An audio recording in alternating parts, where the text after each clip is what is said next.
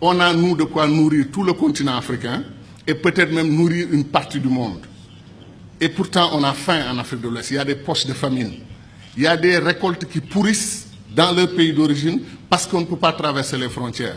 Parce que les camionneurs sont fatigués, malgré les règles de la CEDEAO, d'avoir 15 contrôles avant d'arriver au port de destination. Et des gens qui s'habillent en tenue militaire ou en tenue de policier qui ne le sont pas et qui vous font des barrages et qui vous font débarquer toute votre marchandise si vous ne leur donnez pas de l'argent. Alors si le camionneur quitte Bamako avec 300 000 francs pour payer l'argent de la corruption pour arriver au port, et à moitié chemin il a fini ses 300 000, ou il rebrousse chemin, ou il leur donne le camion, les nourrit et il s'en va. La CEDEAO a ce problème interne que les échanges agricoles ne peuvent pas fonctionner correctement.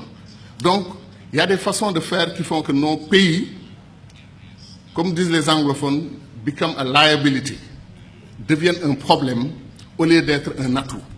Or, imaginez le Sénégal et le Mali qui coordonnent leur politique, Sénégal et Guinée-Conakry qui coordonnent leur politique. On fait des routes, au lieu que le Sénégal commence une nouvelle route nationale à Saint-Louis et aille dans un village tout à fait isolé du Sénégal, on va dire au Mali, si on arrive, quel est le meilleur point où on peut arriver pour que vous, votre route, vienne là-bas. Et le Sénégal, au lieu d'avoir fait 800 km de route, aura fait 2000 km de route parce qu'il y a 1200 km de prolongement au Mali.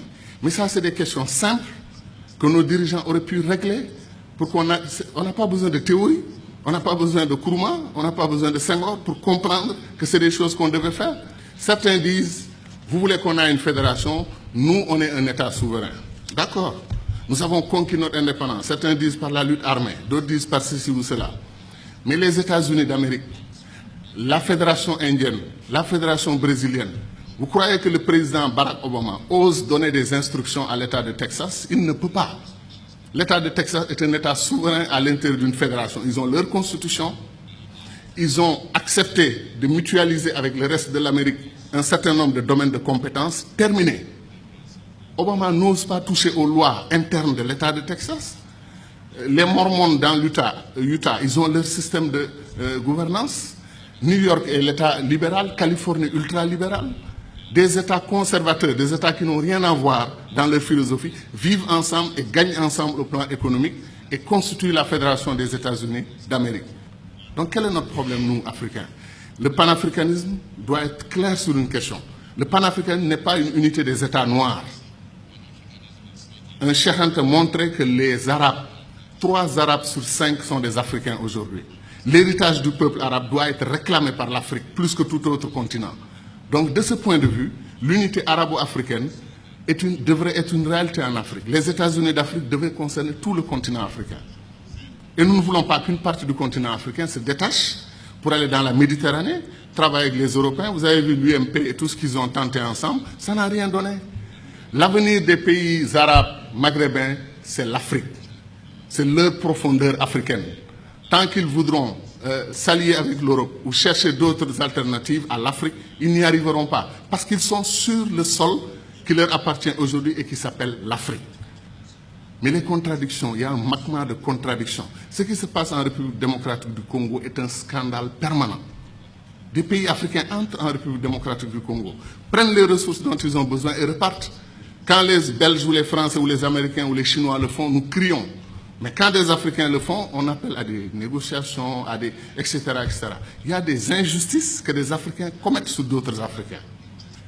Qu'est-ce qui nous empêche de faire les ponts sur le fleuve Rosso entre le Sénégal et la Mauritanie? Qu'est-ce qui nous empêche de faire le pont sur le fleuve Gambie pour donner une continuité territoriale au Sénégal, régler le problème de la Casamance? C'est pour dire que les doctrines d'intégration que nous avons choisies, après 50 ans, comme on est à... C'est le jour de l'anniversaire. On dit notre bonheur pour ce qui a été fait, mais disons aussi notre préoccupation pour ce qui n'a pas été fait. Nkrumah, depuis 1958, dit que le barrage de Dinga au Congo peut donner de l'électricité à toute l'Afrique, régler le problème de l'énergie. L'Afrique pourra même exporter de l'énergie. On n'a pas commencé 1 centimètre du barrage de Dinga. On nous dit que le barrage de Swapiti en Guinée peut donner de l'énergie à toute l'Afrique de l'Ouest. Où en est le projet? C'est-à-dire des choses simples qu'on pouvait faire et qu'on n'arrive pas encore à faire. Pour aller en Afrique centrale, moi, je fais 4 jours. 1 jour de voyage, 1 ou 2 jours pour régler les affaires que je veux faire là-bas. Après, c'est la bataille pour le retour. La dernière fois, je suis allé à Douala. Air Sénégal a annulé son vol. Je suis resté 6 heures à l'aéroport. Et après, on m'a dit que non, Air Sénégal n'a pas tout à fait annulé. Ils arrivent. On prend 2 avions et on dit qu'on a une compagnie aérienne. 2 avions, ou 2 avions et demi, parce qu'après, on a un petit dash qui tourne, les hélices, etc. Qu'est-ce qui nous empêche de mutualiser? Air Afrique a été une très belle expérience panafricaine. Depuis qu'on l'a perdu, il n'y a rien. Comme disait l'autre, on fait de la compétition ruineuse entre nous. Un pays africain accepte, refuse de prendre votre offre pour exploiter son pétrole, votre offre de 10%, il refuse. Vous traversez la frontière, un autre pays africain vous ouvre les bras, venez prendre. Pourquoi nous faisons des choses comme ça? Donc ce que nous disons, ce n'est pas de la théorie. Contrairement à le sentiment de certains amis dans la salle qui ont pensé que nous, on voulait faire un saut, un puissant saut vers le passé. Non, on veut faire un saut vers l'avenir. On veut accélérer l'histoire de ce continent parce qu'on peut le faire. Tout est à volonté d'hommes. C'est les hommes et les femmes qui décident. Et nos dirigeants doivent entendre notre voix. C'est pour cela que les panafricanistes doivent se lever. Ils doivent s'organiser politiquement. Il y a des Africains panafricanistes qui votent pour des dirigeants anti-panafricanistes, qui ne veulent pas l'unité de l'Afrique. Ça n'a pas de sens. Je pense que les panafricanistes doivent être debout et faire entendre leur voix.